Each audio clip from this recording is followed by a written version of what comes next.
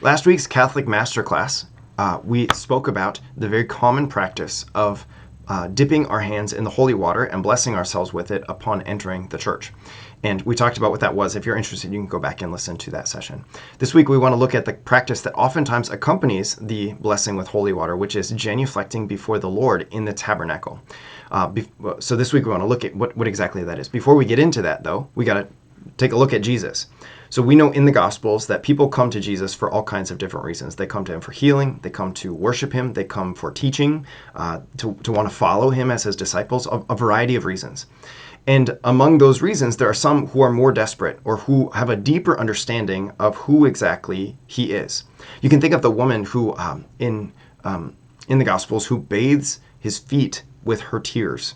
She's just so moved to be in his presence that she wants to bathe his feet with her tears, and she dries his feet then with her hair. It's a really it's a standout passage that just like really strikes you, like what in the world is this woman doing?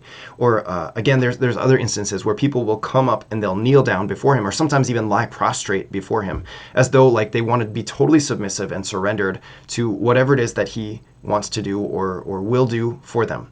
You think of the leper in the Gospel of Mark chapter 1, where the leper comes up to Jesus and he says, "You can, if you will, you can heal me."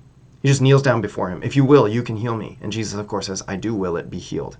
But that love. So there's this sense of like a deep understanding of who he is, a deep love of him, of who he is, and that deep love. It's like I have to show deep honor, deep reverence for him, deep love. Deep goes out to deep, that kind of a thought.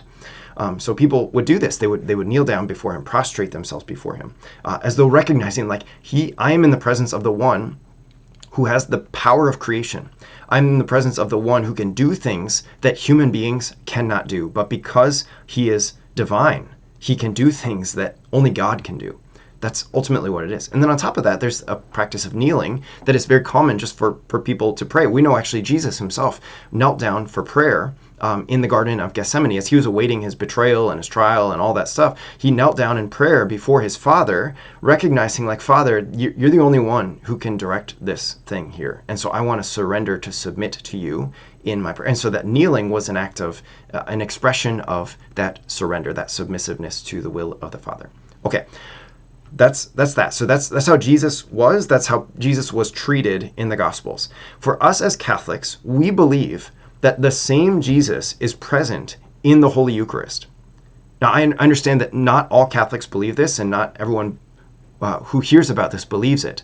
But this is the Catholic perspective, that the same Jesus is present in the Holy Eucharist that was present in the Gospels.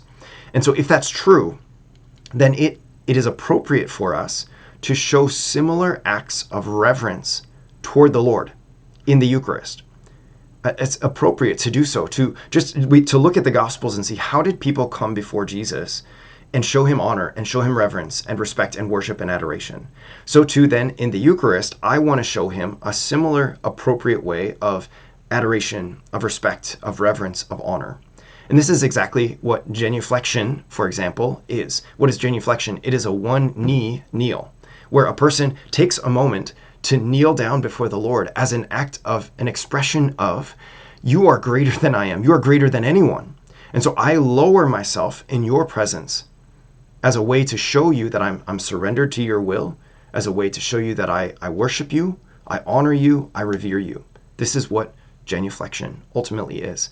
And the thing about genuflection is this. So if you look at the tradition all the way back to the beginning, there's something that developed over time, which is ultimately what we do with the Eucharist. So over the course of the first earlier centuries of the church, the reservation of the Blessed Sacrament and tabernacle, of the Eucharist in a tabernacle, was not nearly as common or done really at all like we do it today. You go to any Catholic church, there's going to be a tabernacle with the Eucharist reserved within it.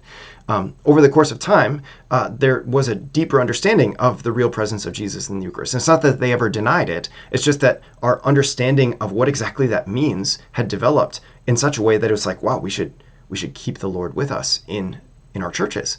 So then by the 9th century, Eucharistic devotion had blossomed in such a way that the Eucharist was reserved in many churches, and Therefore, Eucharistic devotion and acts of devotion were done much more frequently in those churches. Things such as genuflection or worship of the Eucharist, being in his presence and worshiping him, honoring him in such a way.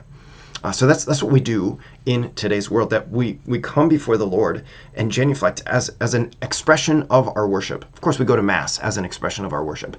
We maybe spend time in prayer in the church as an expression of our worship. But that begins as our expression of worship begins with a genuflection, where I go down, and as my body drops to the ground, what happens? I look at the tabernacle and it like rises up in my eyesight. So my body goes down, and my eyes are lifted up to the tabernacle to meet the presence of the Lord. And this is why it's actually super important. And I see this doesn't always happen, but it's super important for us when we genuflect to make sure our eyes are focused on the Lord in the tabernacle, to make sure our eyes are looking at the source, the one before whom we genuflect, before we bow down. Like that, sometimes I'll see this, that people will come and they'll genuflect and they'll like look around and see like see what other people are doing. But it's appropriate to keep our eyes fixed on the sacred space where the Lord is present before us in the Eucharist.